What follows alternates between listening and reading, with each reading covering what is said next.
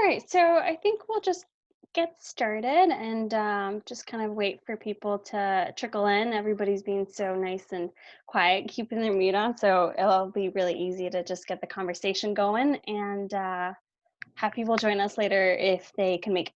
So, everybody, thank you again for joining us today. We are happy to have you online with us on a Tuesday afternoon.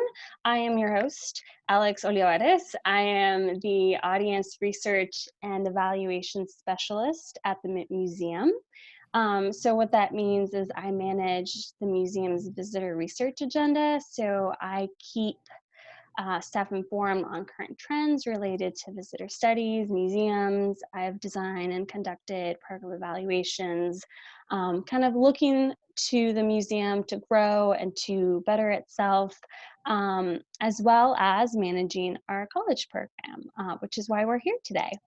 I've worked at the Mint now for 7 years, and I've had a lot of different roles, which is really exciting because it allowed me to learn different aspects of the museum fields. But I'm definitely in my favorite role now.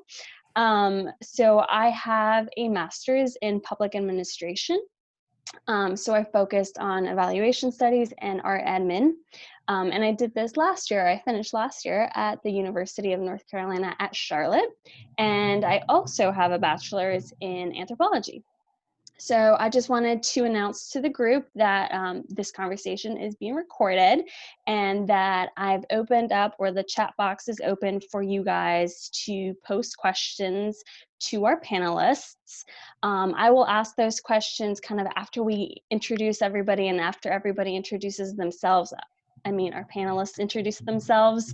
And so, yeah, let's get started. Let's get to know our panelists and my dear colleagues that I'm so grateful are here with us today. So I will ask Hannah to go first, then Disha, then finally Ellen. And I'm asking them to please share with us their name and why they wanted to work in the museum fields, the college they attended, their program name, as well as past jobs and titles they've had and those main duties, and then their current job title and their main duties or focus. So yeah, kick us off, Hannah, please. Hi, everybody. I'm Hannah. My position title. Oh, should I skip to that, or we'll start with museums? That's okay. Go for it. I came into the museum world through the theater, which we'll get to hear a little bit about from Ellen as well. I went to University of North Carolina School of the Arts, where I studied design and production, because I really wanted to focus on a training that not only taught me design and the design toolbox, but that gave me the outlet for design within sort of the world of storytelling and sort of the framework of a story. The stage and theater sort of seemed like the right way to at least begin that journey. But after many years, so after graduating, I had a fellowship that took me to Washington, D.C. I spent about 5 years freelancing, so can definitely talk a little bit about that side of career path a little more. But after some time freelancing, theater itself started to seem too two-dimensional. And of course, being in DC and surrounded by so many amazing museums, I was really drawn to the museum as an opportunity to create sort of design in a storytelling space that the visitor could actually activate themselves in, instead of being more static, like watching a stage production. You're sat in a seat and you get to sort of absorb the story through observing it, not interacting with it. So I knew I wanted a job in museum work just as a way to continue this career path and trying to find more outlets for designing space and story. And so after living in DC, I came back to North Carolina and sort of began that journey, taking about 4 years to learn a whole lot about how art works. Like, as I've loved art my whole life, but needed to learn sort of how to handle art, how to install art, so that I could understand better the technical parts of what designing a museum space might be.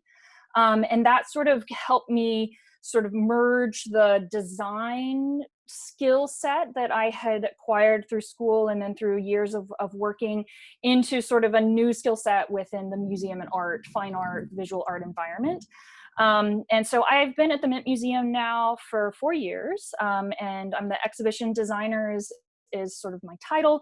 But sort of beyond exhibition design, I'm working a lot with colleagues cross-departmentally on everything from developing the interactives and sort of how we will give the visitor that extra sort of engagement opportunity beyond just looking at art on a wall. So again, I don't want to be designing for a 2D experience. I want it to be a 3D experience.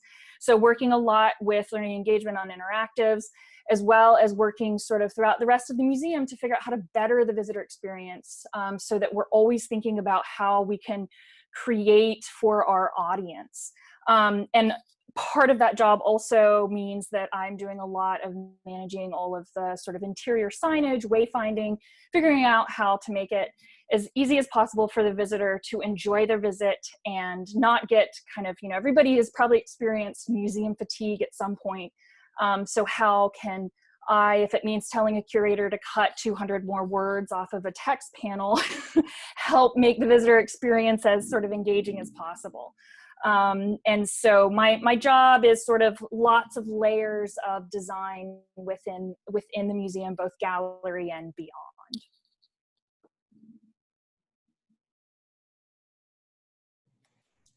Okay.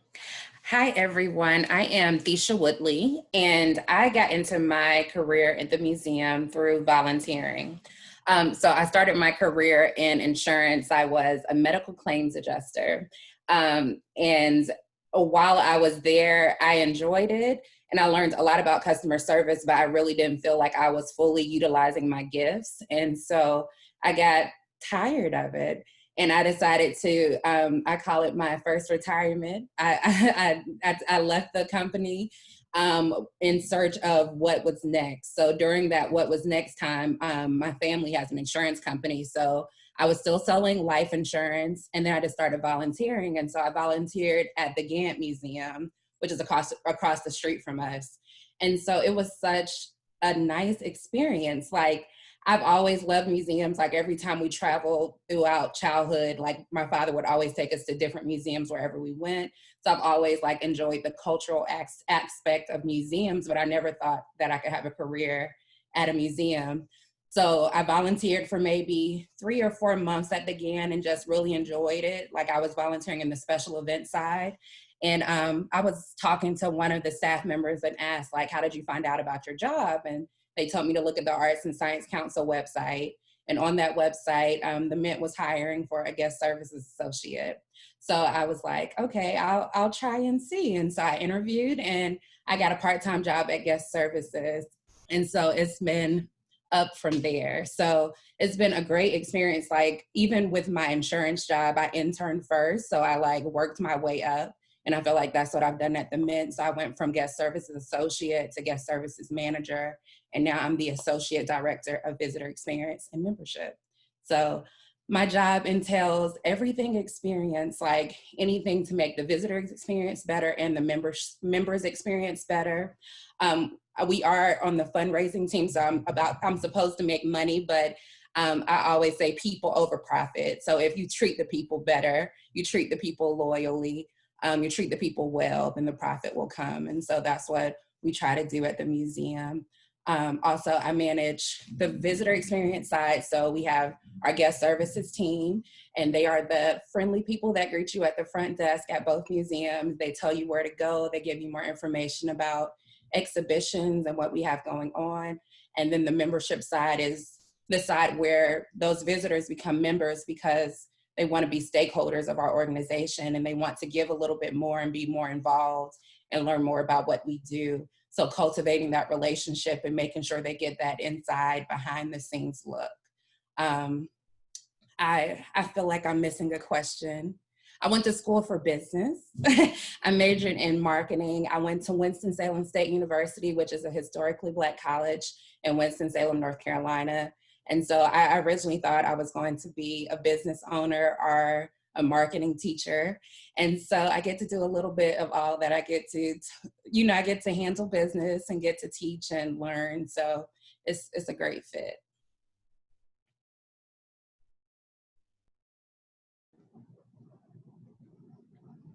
Hi, everyone. I'm Ellen Shao. I have a BA in psychology from UNC Chapel Hill and a Master of Library and Information Studies from UNC Greensboro. I ended up being drawn to working in a museum because my first career was in the arts. And then when I was in library school, I was drawn to libraries and archives in non-traditional settings. So it seemed like a pretty good match. Before entering the library program at UNCG, I built costumes and ran wardrobe for live theater and entertainment. And my favorite job was running the corporate costume shop for Paramount Parks, where I managed people and costume projects for theme parks, cruise ships, and even a Las Vegas attraction. But then since entering the field of library and archives, I have worked as a media assistant in the Charlotte-Mecklenburg school system and as a reference librarian at 2 Charlotte-Mecklenburg public libraries, as well as at York Technical College. The main duty in all of these jobs was helping people find materials and to use the computers. So it was a lot of helping people. At the public library, I also presented programming, and my favorite program was Following the Equator with Mark Twain, because every month we would travel virtually to one of the countries he explored in this book. And we would learn about the geography, the history, and the culture, and we would also sample foods from each location. I even ended up creating a cookbook of all the dishes that I made for the program that we had available on the library website for a while. Unfortunately, it's been taken down. I also, during that time, I was also volunteering at University Archives at Winthrop University and Johnson C. Smith University, where I did archival processing of collections. And these collections included paper and film and audio and a variety of photographic formats and even objects. And I was able to create finding aids so that these materials could be used for research. During this time, I was also volunteering at the Mint. So like Fisha, I started out as a volunteer at the Mint as well. First, I volunteered in the library, and then after the archives was established, I started volunteering there. In the library, I shelved and repaired books, and then I worked in the archives with the archivist, processing collections and assisting her in research. And now I'm the Mint archivist. So I research and answer questions about the museum's history. I manage the oral history program, and I am very fortunate to manage interns and volunteers who process collections, work on oral histories, design archival installations, and many other projects. There's always plenty to do in the archives. On top of that, I'm also the digital asset manager and am working with a team right now to implement our new digital asset management system, or DAMS. And the DAMS will make object images, event images, videos, audio recordings, archival images, and so much more available to staff once we get it up and running.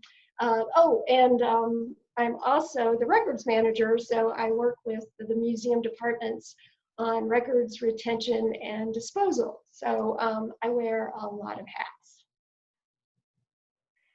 You're also the keeper of all of the stories of the Mint. That's an official title. Thank you, all 3 of you. I love hearing more about what you guys have done in your past careers and kind of how you have gotten to where you are currently. Again, everybody, please feel free to use the chat box to ask any questions. So I actually have a few questions, and I would love it if you guys would please answer these. So this one's for you, Thisha. What was your favorite course in college and why? So, like I said, I was a marketing major, so I enjoyed the marketing classes, like learning why people want to buy things, influencing people to buy and to sell, and like pricing things. But I was also in chorus in college. I was on the university choir. So that was a class, and it was an everyday class. And I mean, I love that college, like you have different days, but it was nice to have like some consistency. It was just an hour class and we got to travel and sing. So marketing and chorus are my favorite. Oh, that's so nice. Um, Ellen, how did your earlier career choices lead you to where you are now? So I know you kind of covered that a little bit, but is there one thing that kind of sticks out for you that was kind of really important? I think I ended up in archives because even back when I was building costumes for Paramount Parks, I kind of became the de facto archivist because I would photograph all of the costumes that we built in the shop, and then I also ended up kind of developing a system for saving all the information because we would build multiple shows over a course of years, and so it was really helpful to have the information from the first time you built the show to carry over to the next time so that you know where to get your materials and how long it took to build that shirt and things like that. So I kind of was sort of leaning in that direction anyway. And then the big thing that kind of pushed me there was after I left Paramount Parks, I was working with somebody from Houston Grand Opera. We were dealing with a rebuild of soft goods, so the curtains and the drops and things like that that go in an opera or any kind of theatrical production. And she started talking about this guy who worked at Houston Grand, that he was like the coolest guy. And I said, oh, wow, well, what's he do? Figuring it was going to be a designer or something like that. And she said, it's the archivist. And, he has this universe unto himself. And who doesn't want their own universe? But I was just, I thought, wow, that sounds like something I'd really be interested in. And so that's after working with her for a few days, I started investigating how one becomes an archivist, and that was how I ended up going to library school at UNCG, and the rest is history. So Ellen, a question actually came in about why you chose UNCG and what skills and interests should one have to work in that field, in your field? Well, I'll answer the second question first. Basically, just about any interests will help you in the library and archives field. People from all different professions go to library school and make excellent librarians and archivists. So don't discount any experience or any interest that you currently have, because they will be useful. Now, the first question, the reason that I chose UNCG is because they, well, first of all, when I was looking for a library school, I knew that I could not move out of Charlotte, and I couldn't go live on a campus somewhere because by that point I was a homeowner, and I had a husband who didn't want to leave Charlotte, so that was two strikes against living on campus somewhere else. So I was looking for online programs, and although UNC Chapel Hill will not admit it, UNC Greensboro had an online library program before Chapel Hill did, and they were very welcoming. They kind of are the definition of collegial in that it's a very supportive environment, and they also welcome non-traditional students, and that's what I was because I was having to work full-time while I was in school, and the program was really well suited to folks who are having to divide their time between jobs and families and school. So, and they have a really strong program, and it just keeps getting stronger every year. In fact, they've even added an archives professor who teaches several classes every semester. So it's a great school. I highly recommend it. Awesome. Thanks, Ellen. So another question came in, and Hannah, I think you can tackle this one. So Cassidy asks, have you seen the museum field change over the past couple years? And what advice would you give to someone interested in pursuing in the field, a career in the field now? I know Well, you got some opinions. I have so many opinions about this, and I would love to have just a sidebar only on this topic. Well, I will say that, you know, I have really entered sort of the formal museum world just in the past 4 years. So most of my sort of information on this, as far as being inside the system, is really just in the past 4 years. Before that, I was mostly working in galleries, but I've, you know, like Tisha, like you know, was lucky to have a family and a father who was like always just like pushing us into museums to experience whatever they had to present and offer. I think, you know, one of the biggest changes that also made me really excited about moving into museum work that we have seen, you know, in the past 10, 15 years is sort of technology, and how technology changes, not, you know, changes the museum experience, but technology brings us Netflix for, you know, $12 a month or whatever, where we can get all the entertainment and information we might need. So what we then, as people who are trying to present something in a space where you can experience either socially with people or by yourself, you're trying to experience a kind of multi-dimensional universe. And so how can we make that more appealing than, you know, Netflix and chill? And so, and you know, that then it's like, well, what content are we offering? What can you see? What are, you know, what is the experience coming in the door? How can you share that with people that you're standing with, or through your social outlets, you know, via your device or whatever? So, you know, we at the museum, and museums have sort of worked in one way for a very long time. You know, it's pretty easy right now to just do a quick news search on topics happening in the museum world, and see that there's a lot of people asking a lot of very important questions about why museums need to look at what they're doing, who they are, and who they're working for, and all of that. So also a very important and sort of sidebar topic. But, you know, we have to be activating our spaces, who we are, for our community. And so that's changing the conversation a lot, and really asking us to redefine sort of what the museum is, what it is to the people. So sort of, you know, both in thinking about like, how do we make people interested in being there, but how do we make it someplace that they want to be and want to feel safe to be? So, you know, that every single person who's on this panel, that affects our jobs tremendously.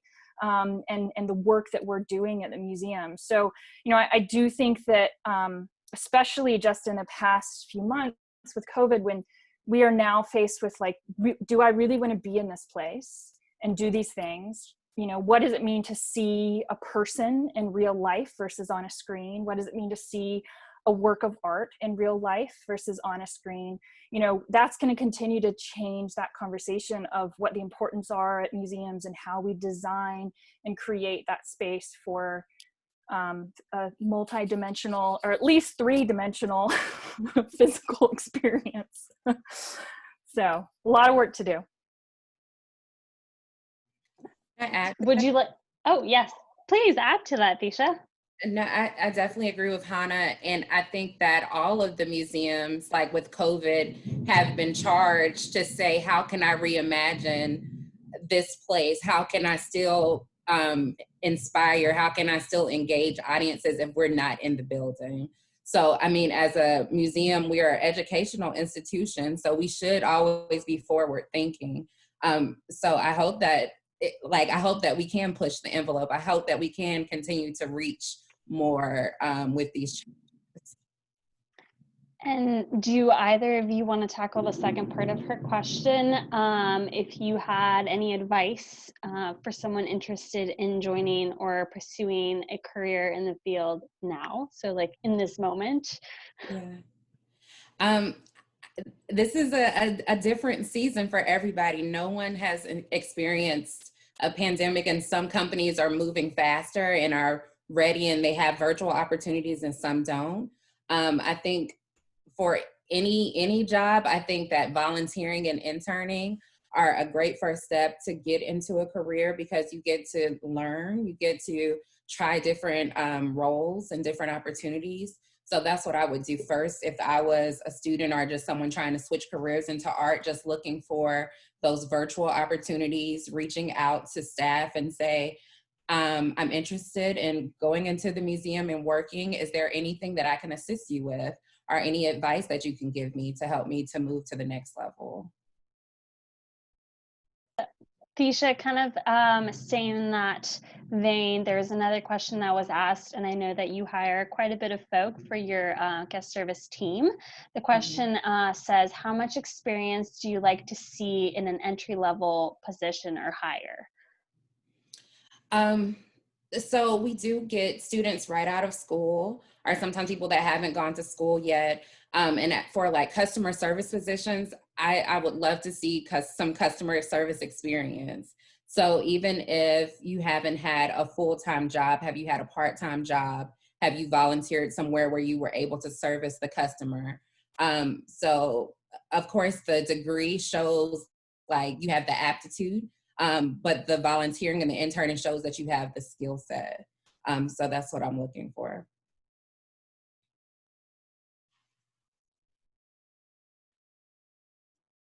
Hannah, were you going to add something? Well, I think that kind of in addition to that is sort of an understanding, whether it's through appreciation or whether it's through kind of, actual resume experience, of kind of the uniqueness of a museum environment. Definitely sort of on my department, which is collections and exhibitions, all of us on that team sort of are dealing more behind the scenes. And it is really important to us, if you're going to be on our team, but even working, cross-departmentally, that there is an awareness of sort of the space of art. So, that means that, we're dealing with delicate objects, like that's just the physical part of it. But understanding, what it means to stand in a gallery with visitors, it's going to be, I think in every interview I've ever done, if that was one of my big questions, like was why is an art museum, what important to you, what experience have you had in an art museum? And again, sometimes that's just going and being familiar with those spaces and how you interact in those spaces. Because again, like that visitor experience side, whether you're on the design side of it or the customer service side of it, whatever it might be, just being familiar with a museum space is so important. And I would like to add, visit the museum, because I've had people to interview and I said, so have you visited? And they said no. So, just take that extra step to say, let me see the place that I'm coming to, that I want to work at. Let me see what they offer so I can tell them a little bit about their experience and how I can enhance it. Yeah, that's an excellent addition. So I have a question here that I invite anybody to answer. So Jeffrey asks, do any of you have, so he wrote IDEA. I haven't seen IDEA, inclusion, diversity, equity, and accessibility incorporated into your performance plan or job duties. How? And would you recommend highlighting any experience related to IDEA during job hunting, especially in light of all recent protests? So I'll start off. It's not been part of any of our job duties per se. Recently, some team members have been part of committees, and so committee is kind of an additional task where you have some projects that you're planning, some ideas that you're brainstorming. And so this committee was created earlier this year or last year. And they've been working to kind of bring this topic, so we have been calling it DAI, to the museum, and it's more been internally, but not necessarily job duties. I know our human resource manager has kind of tackled this as well very recently, but we do not have a diversity manager as some nonprofits or governments have. There's not a role per se.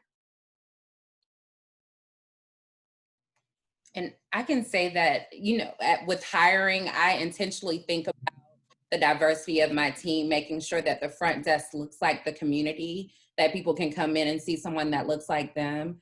And then with accessibility, we've done accessibility training, like how can we reach those audiences that we don't normally reach, or if there's an audience, like we had a training about people with low to no vision, how can they experience the museum in a different way? So thinking of ways to reach all genders, all races, all sex. Definitely, accessibility is actually of the kind of idea. Accessibility is somewhat part of my job description, in that designing for an accessible space, making sure that, you know, where we place everything from the height we install labels to where the bottom of wall mounted cases are, or tables. But much of it is, I mean, kind of what Alex was saying, was sort of specific to like right now, and things we're committing to right now a little more.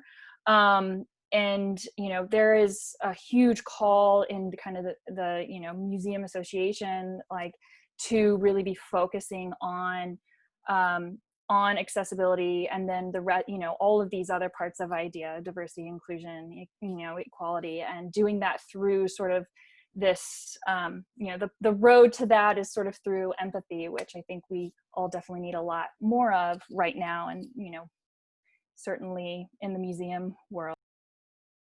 Yeah. And I think some of the smaller nonprofits might not have the funds to pay someone in that role, but there's so many arts organizations that are looking at diversity. So I would say, if in your job hunt, to reach out to some of those organizations, and they usually have like career boards to say who's looking for someone in that opportunity, looking for that type of opportunity. Yes, and just to add to that last part where you're asking if you should highlight it, absolutely. If it's something that is one of your strong suits, that you have a lot of experience in, and that you can really speak well to, please highlight it. Absolutely, 100%. That's what makes you unique to other candidates. And just went and that, sorry, just that yes, highlight that, make that, because it takes a leader to bring us into sort of this, I mean, this conversation. And that's, we, you know, finding the people internally within our museum who will be part of the leadership to lead this task force and this committee, you know, that's finally getting us kind of rolling on a really great kind of institutional conversation. Mm-hmm. And Hannah, there's a question here for you. What is one of the biggest challenges you've encountered while working at the Mint? And then what's one of your favorite things?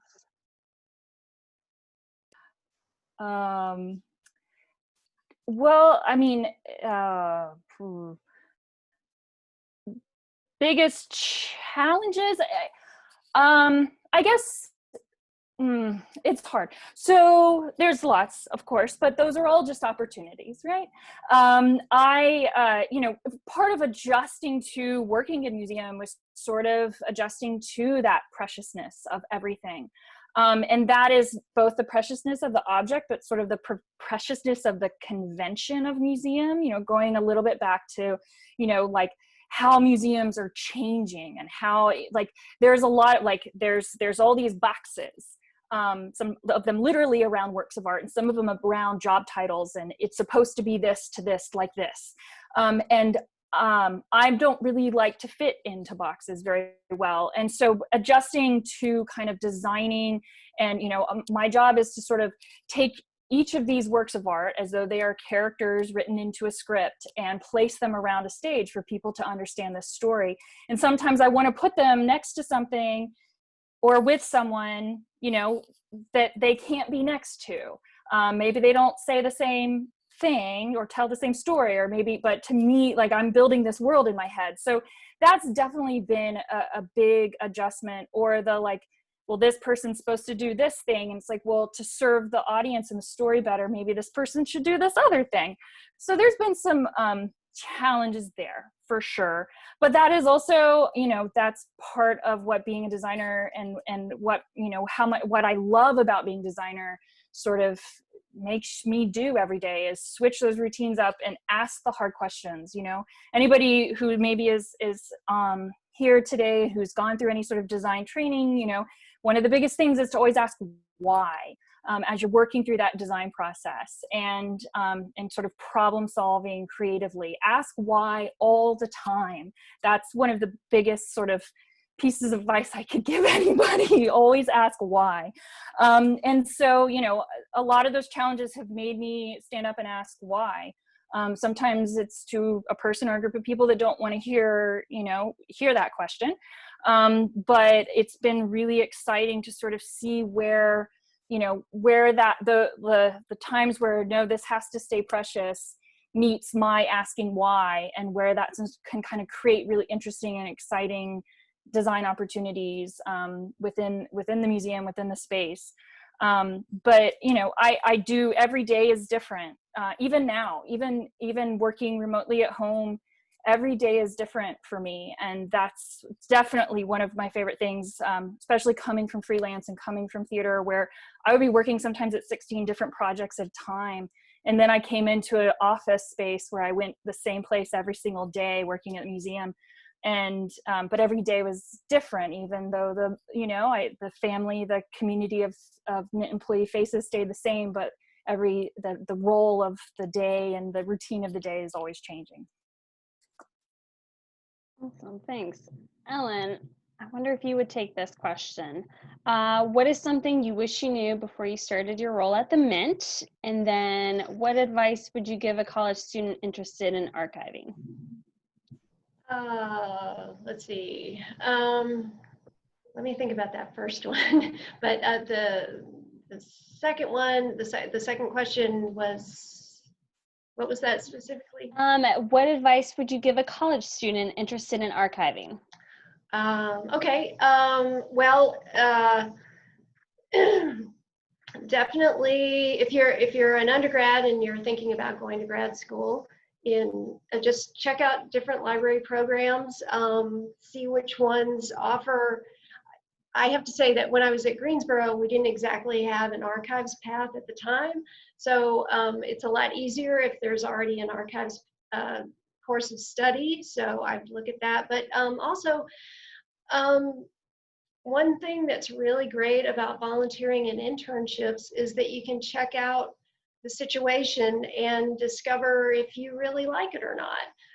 And you get to, check it out in different venues. So, you may discover that you volunteer in, the public library, and you're like, I don't think I like the public library so much, or, the history room there, or something like that. But it's a safe way to get out there and see what you're interested in. So I don't know if that's exactly answering your question, but I would say, and also you can, without having to be a member of archival associations and library associations, you can usually subscribe to their listservs. So you can read the conversations that go on the listservs and see if the things they're discussing are things that are really interesting to you. And, if you want to contact me after this, I'll be happy to give you a long list of listservs and other resources that you can check out, just to kind of, get your feet wet and see if this is what you're interested in. And let's see, what do I wish I had known when I first got to the Mint?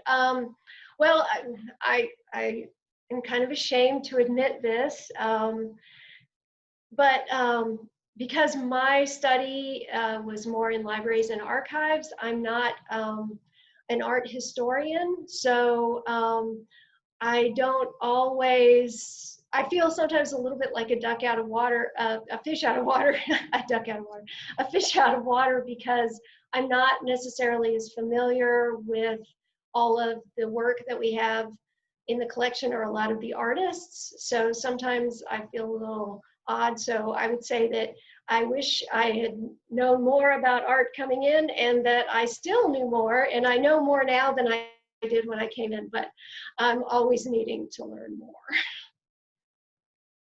Awesome, thanks. So Kelly asks a question that I'll open up to everybody. She asks, what kind of path would you recommend for someone who knows they want to work in a museum, but isn't sure which specific job? So she's thinking about grad school, but I think there's more to this question.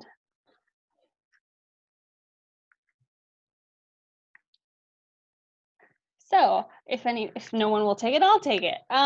So I think definitely getting your feet wet. I know we've mentioned volunteering and interning, and that might be somewhat challenging at this time, but still keep it in kind of your brain space for when the world does heal and we're in a better place. I think getting your feet wet anyway. So Thisha mentioned she started as a part-time guest service associate. I think that's an excellent option. You don't have to commit to a full-time job. You could still be doing other things, but kind of just learning about the field, kind of understanding whether, you know, advancement or fundraising is something that you're into. I also started working at the Mint as a front desk associate, and I was able to learn so much about what it takes to run a museum. And it was really enlightening because I really enjoyed what the education department did. So they did a lot of kind of the audience engagement. They did interpretation. They worked with the audience one-on-one. Everybody knows kind of what a curator does, so I'll skip that. I got to learn that there's archivists in museums, so that's something I also didn't know. So kind of really just doing that, one. Two, networking. We have some great associations. So the North Carolina Museum Council is one. SCMC, Southeastern Museum Conference, is another. Facebook, social media, they're all on there, and there's message boards. You can kind of hear about what people are doing now because of COVID, or what people were doing before COVID.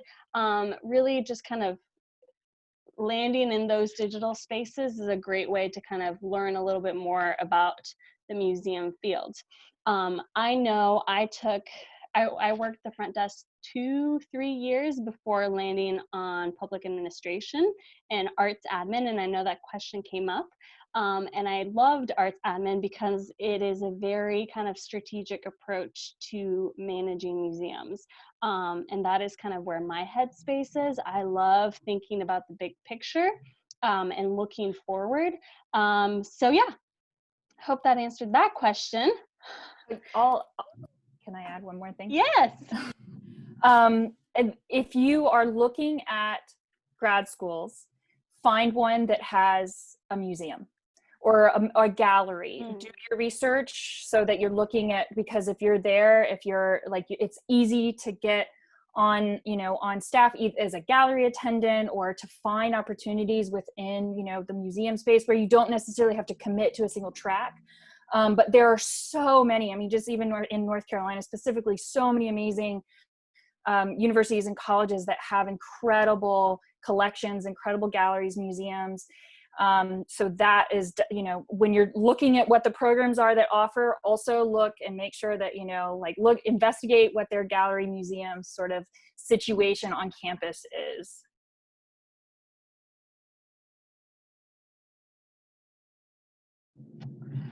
I think we're at time, and I'm so grateful that everybody got the courage up to ask some great questions. This was a very lively discussion, and I greatly appreciate everybody being here with us. Panelists, do you guys have any closing words?